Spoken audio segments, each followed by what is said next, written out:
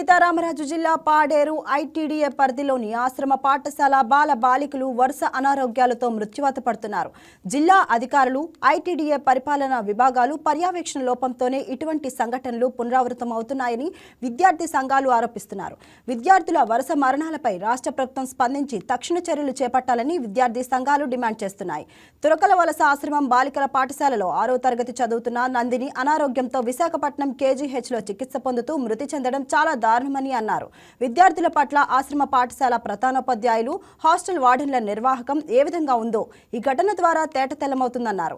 ఈ సంఘటనపై సమగ్రమైన దర్యాప్తు నిర్వహించి పాఠశాల యాజమాన్యంతో పాటు ఐటీడబ్ల్యూ డిప్యూటీ డైరెక్టర్లపై ప్రత్యేక చర్యలు తీసుకోవాలని డిమాండ్ చేశారు. లేని పక్షంలో విద్యార్థి సంఘాలు ఐక్యంగా కలిసి విద్యార్థుల సమస్యలపై ఆందోళన చేస్తామని హెచ్చరించారు.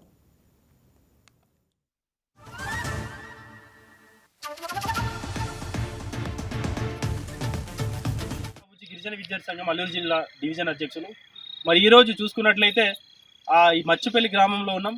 మరి అల్లూరు జిల్లాలో విద్యార్థుల మరణాలు రోజు రోజుకు విపరీతంగా పెరుగుతున్నటువంటి తరుణంలో ఒక్క అధికారి కూడా, ఇక్కడ ఉన్నటువంటి జిల్లా అధికారులు కూడా పట్టనట్టు ఉన్నారు. మరి ఈరోజు ఒక ఆడపిల్ల 6వ తరగతి చదువుతున్నది తురకలవలస పెదపల్లి మండలం తురకలవలస జీటీడబ్ల్యూ స్కూల్లో దగ్గర తురకలవలస జీటీడబ్ల్యూ స్కూల్లో ఈరోజు ఆ పాప కేజీహెచ్కు చనిపోవడం జరిగింది. మరి అట్లానే చనిపోయిన వెంటనే దాన్ని తీసుకొచ్చి ఏదో దొడ్డి మార్గాన మేము ఏదైతే ఆ తల్లిదండ్రులు, గిరిజన విద్యార్థి సంఘ నాయకులు, మరి అదే గిరిజన ఆ సంఘాలన్నీ కూడా ఏకంగా మేము అక్కడ మాట్లాడుతున్నప్పుడు, అంటే సంబంధిత స్కూల్లో మేము నిరసన తెలియజేస్తున్నప్పటికీ మాకు తెలియకుండా ఏదైతే ఈ దొడ్డిదారిన మరణాలు జరిగిందని చెప్పేసి దాన్ని కవర్ చేసుకోవడానికి ఈరోజు ఆ కొండలంతా తిప్పి తీసుకొచ్చి ఆ ఊర్లో సవాల్ని పడేసినటువంటి పరిస్థితి ఉంది. ఇది పూర్తిగా అధికారులు నిర్లక్ష్యమే. మరి దీంతో పాటు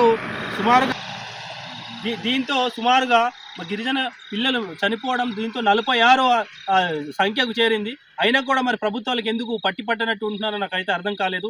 ఈరోజు మరి మైదాన ప్రాంతంలో ఒక్క మరణాలు కూడా లేవు. మరి ఈరోజు ఆదివాసీ ప్రాంతంలోనే ఇన్ని మరణాలు అని చెప్పేసి మేము ఆవేదన వ్యక్తం చేస్తూ ఉన్నాం. ఈరోజు తల్లిదండ్రులు బడికి పిల్లల్ని పంపించాలంటే కూడా భయపడుతున్నటువంటి పరిస్థితి ఉంది. ఎందుకంటే అక్కడ వెళ్ళిన తర్వాత ఎక్కడో అడవిల్లో ఉన్న ఒకటే, స్కూల్లో పాఠశాలలో ఉన్న ఒకటి. ఎందుకంటే ఒక పాపకి బాగోలేనప్పుడు దానికి కనీసం ఒక హాస్పిటల్ తీసుకెళ్ళి శుభ్రంగా అక్కడ వైద్యం అందుతుందా లేదా అనే పర్యవేక్షణ లేదు. అదేవిధంగా మరి జిల్లా పాఠశాలలో ఉన్నటువంటి విద్యాశాఖ అధికారులు, ఆ ఏటీడబ్ల్యూ కానీ, ట్రైబల్ వెల్ఫేర్ డీడీ కానీ, గౌరవ పిఓ గారు కానీ, కలెక్టర్ కానీ సంబంధించినటువంటి అధికారులు కూడా కనీసం స్కూల్లో వెళ్ళి ఉటావుటిన వెళ్ళి అక్కడ ఉన్నటువంటి పరిస్థితుల్ని ఎప్పుడు కూడా పర్యవేక్షించట్లేదు.